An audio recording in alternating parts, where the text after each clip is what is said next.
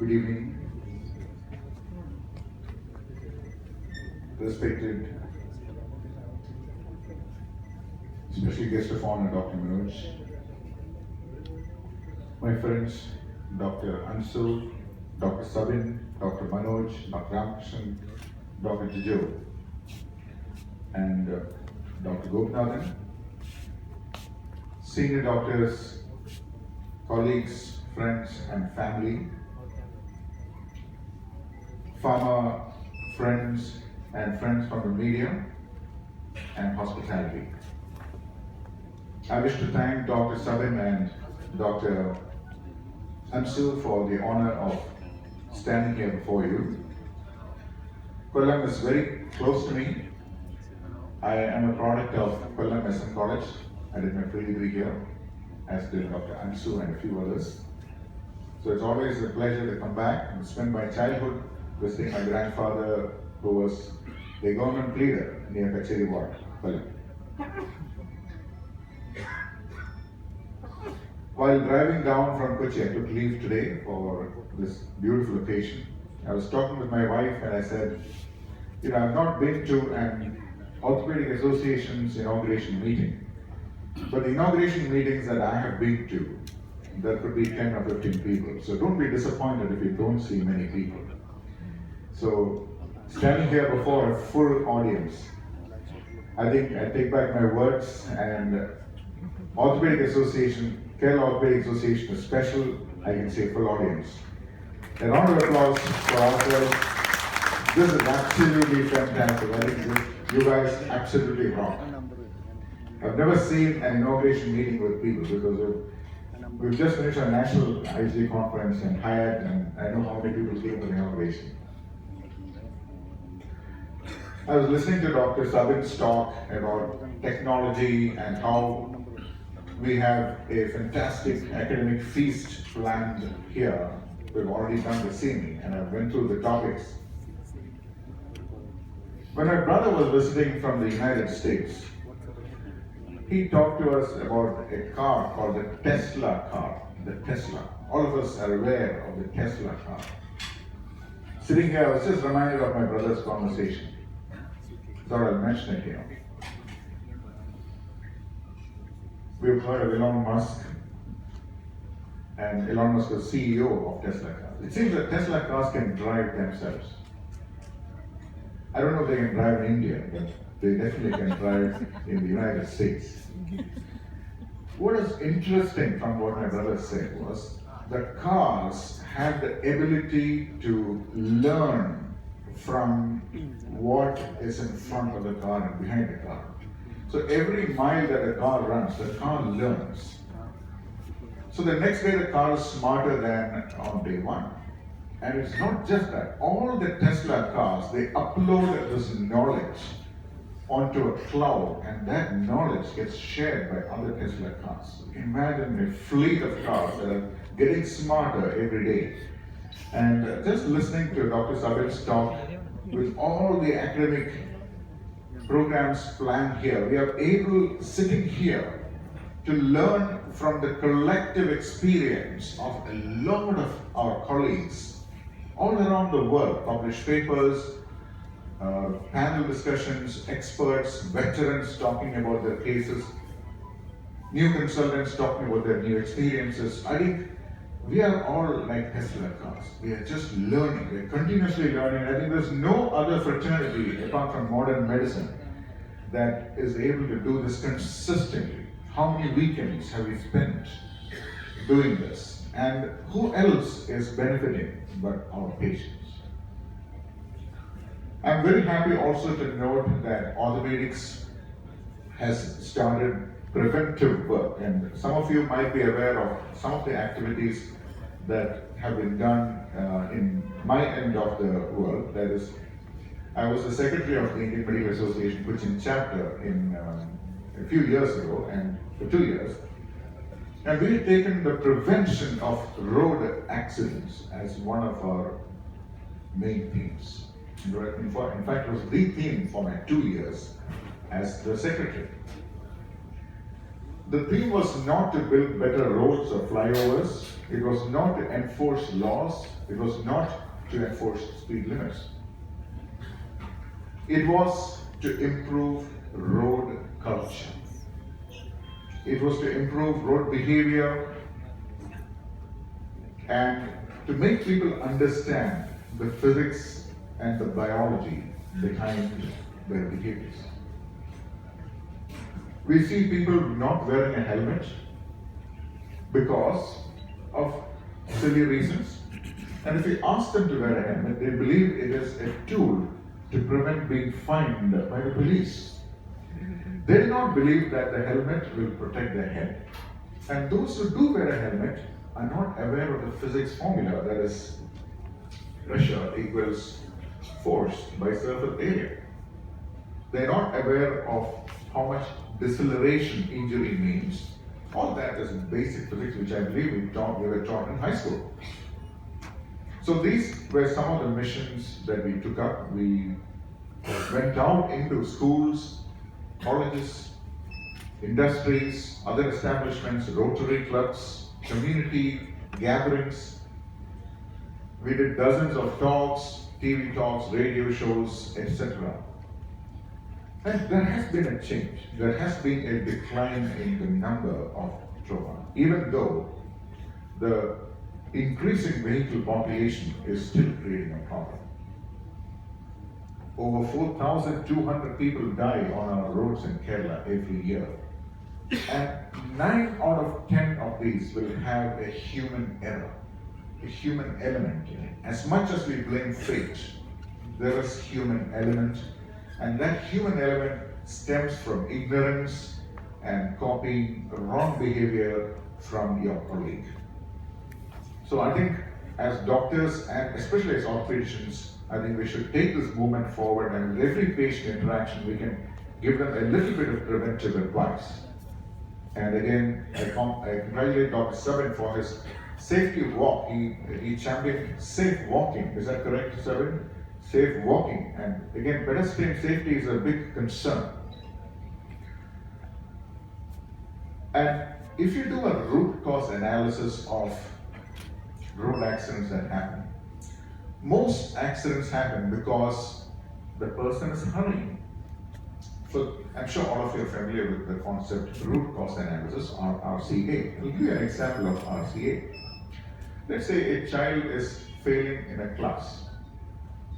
So we find out why the child is failing in a class. We find out that the child was hard of hearing, and therefore the child was not able to hear what the teacher said. So we blame the child. Now, why was the child hard of hearing? Maybe the child's mother took some teratogenic medicines and the child was deaf. Was screening done at birth for the deafness? And more importantly, was the teacher trained to detect deafness in a child? Now, as we go deeper and deeper, we keep asking the question why.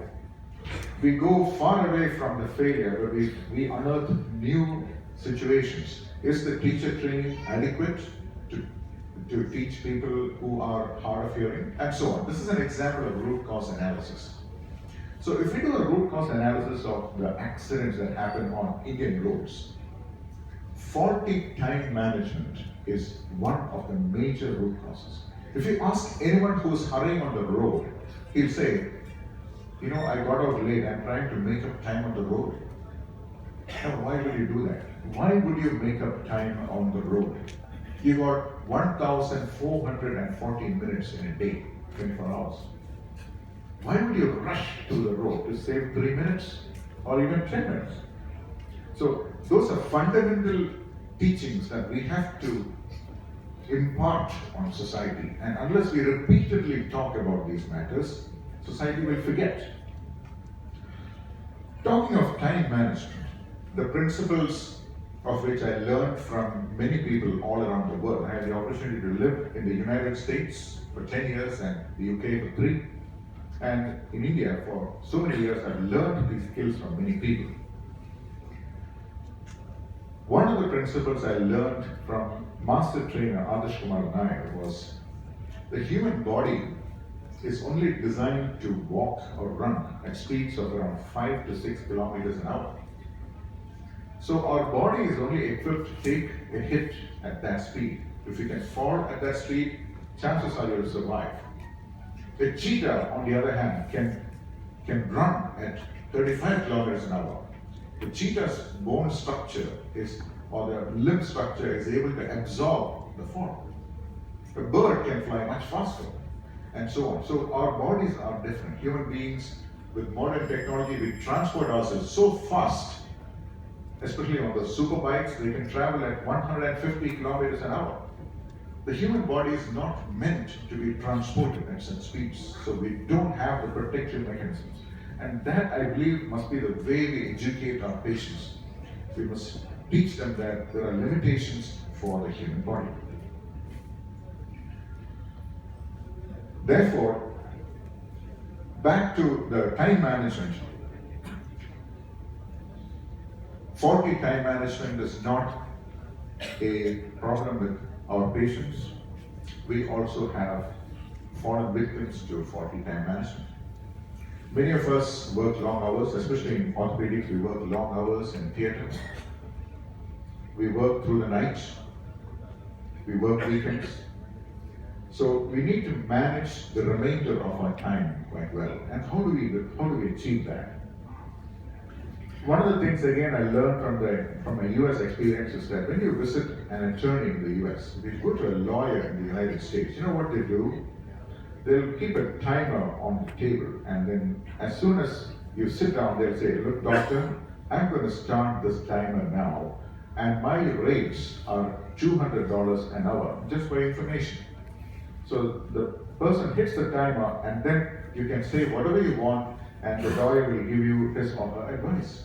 And that's the accepted way of consulting a lawyer in the United States. The point is, time is money. In the developed world, people acknowledge and accept the fact that time equals money. But in India, we take time for granted. People come and steal our time, and we are not even aware that our time is being stolen. So I acknowledge that our time for the profession is sacred. We just have to give our time to the profession. But it's, as Dr. Savin quietly mentioned, it's often time from our families that we compromise. So we just have to give protected time for our families. Turn our phones off, our WhatsApp off when we are having a meal out, or having a conversation with our children or with our spouse. That is something I try to practice. We also, in terms of time management, we need to say no to a few situations. Why would you travel 60 kilometers on a Sunday to attend an acquaintance's marriage if you haven't had a free day in a week? Why would you do that? We just have to learn to say no to certain things. So those are some of the basics of time management which I learned, and I try not to let people steal my time, and that is something which, again, I'll leave you with that.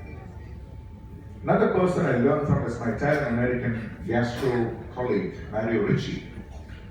During our gastro fellowship, Mario came up to me once and said, Rajeev, are you doing any exercise? I was not overweight, but Mario figured that I was not doing any exercise. I said, Mario, no. But my body weight is normal. He said, no. You have to put in time for your body. So that conversation changed the way I look at my body. And back to time management, every day we must put in some time for our own body.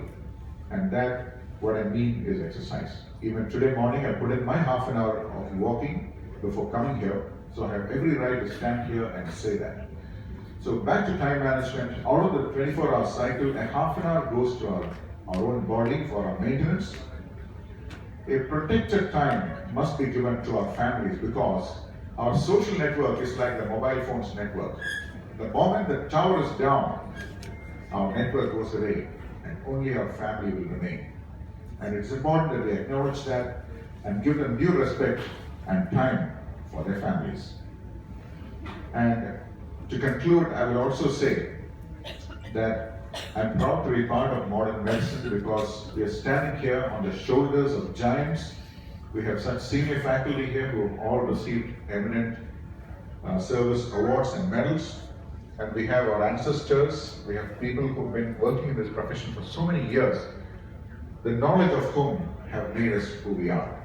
So no matter what the challenges our profession faces, we hear doctors being victimized, we hear doctors being attacked, but that does not take away the fact that we are in an extremely noble profession, and we must be proud of the fact that we practice the art and science of modern medicine. And with these words, I'd like to declare the 38th State Conference of the Kerala Orthopedic Association, KOA Con 2019, inaugurated and open. Thank you.